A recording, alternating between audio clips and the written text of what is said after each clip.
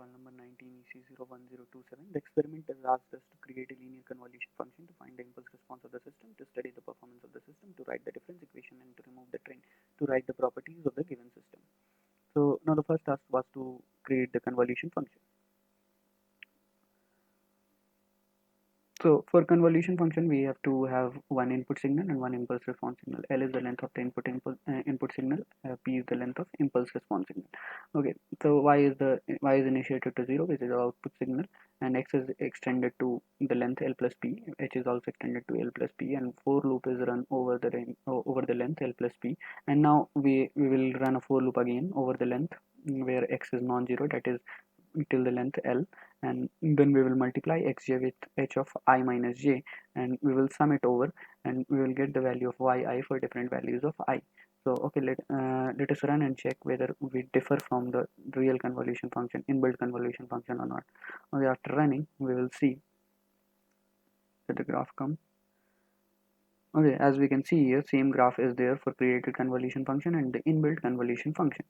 Okay, so now moving on to the next part, we have to find the impulse response for the different systems. So first system, as the impulse response is something that when we put impulse signal, we will get the impulse response of the signal. Okay, so we will put impulse response and we will get 1 by 3, 1 by 3, and 1 by 3 for the value 0, 1, and 2, and 0 for others. So this will be the desired graph, and then for the value 1 by m, for the second system, it will be 1 by m over the value 0 to m minus 1.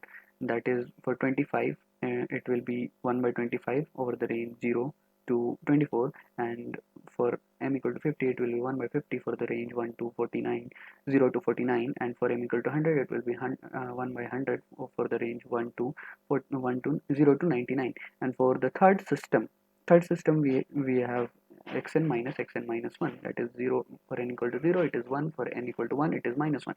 For n equal to, now for the fourth system, we have half of xn minus 2, that is we will have 0 for n equal to 0 we will have half, and for n equal to 2 we will have minus half, and 0 for others. Okay, so now moving on to the next part, this will be the desired graph. Okay, now moving on to the next part, we have to study the performance of the system. Okay, so we will load the signals. Okay, we will load the input signals and we will plot them.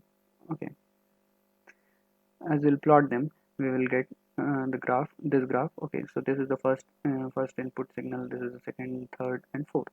So moving on to the next part, we have to sketch the outputs of the system.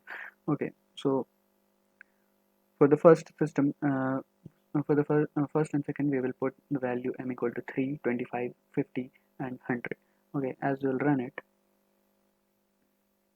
we will put the value 3, and we will get the desired output for the input signals xb2, x2, x3, and x4. Okay, so as we have run it, for n equal to 3, we have got these outputs.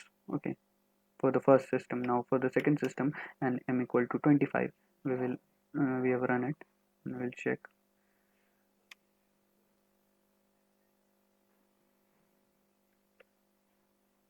So this will be the output of the system for m equal to 25. For m equal to 50, we have run.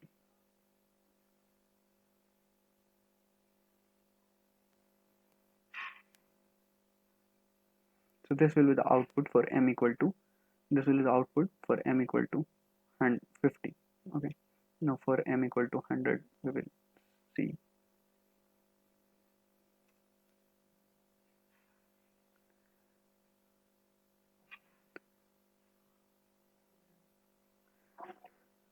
So this will be the output for m equal to 100 for the second system.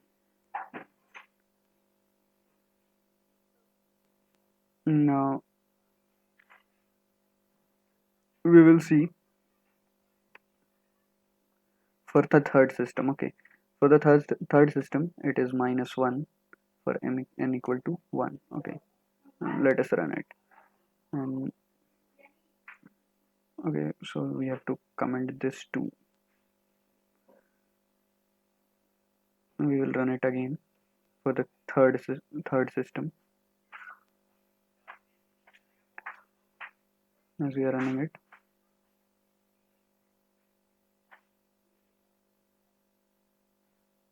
for the third system I will get.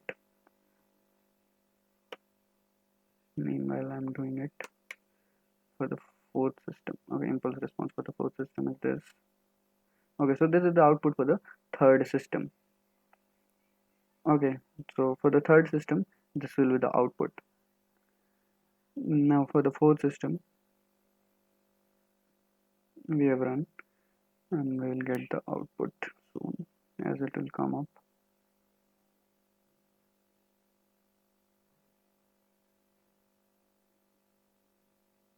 So this is the output of the fourth system. Okay, so now moving on to the next part. We have sketched all the outputs. Now we will move to the next part, that is we have to check, we have to conclude about systems. Okay, so the first and second systems are low pass filter, second, third and fourth are high pass filter. What is high pass filter? The frequency components are low frequency components are attenuated and only high frequency components are allowed. In low pass filter, high frequency components are attenuated and only low frequency components are allowed. So now moving on to the next part, we have to calculate the difference equation and detrend the signal. Okay, so for this we will load the input signal. We will take one signal, one system, okay, arbitrary one signal, that is for m equal to 50, let us say, and we will initiate the output signal. Okay, first of all, now we will move over the for loop. We will take a for loop over the length of y, and we will put the value of yn as equal to xn, and then we will subtract xn minus 1 from it, and then we will divide it by m, and then we will get the value and then we will add the value yn minus 1, which is our difference equation, that is yn equal to yn minus 1 plus xn minus m divided by m. Okay, so we have to check this conditions that n should be less than length of x, so that no error should come, and n minus m is greater than 1, so that no error should come here, and it's greater than 1, so that no error should come here. Okay, so and then we will plot it. Okay, let us check what comes after plotting it. As we'll plot, let it come up. Okay, so the red signal represents the original signal, and the blue signal represents the trend signal. Okay, our trend, after removing the trend, what we have got this is a signal like this. Okay, so this will be the detrended signal. Okay, so now the last thing was to write the properties of the above mentioned discrete systems. With the system, all the systems are linear, all the systems are having the same properties, like all are linear, time and time invariant, all are memory system, as these are depending on the past inputs. All the systems are causal, as they are depending only on past and present values. Stable, as for bounded output, or are giving bounded input. FIR, as they are finite impulse response terms are there. For m is equal to 25, 25 terms will be there. For m equal to 50, 50 terms will be there. For m equal to 100, 100 terms will be there. Okay, so these are the all the systems are having these properties. With this I can conclude. Thank you.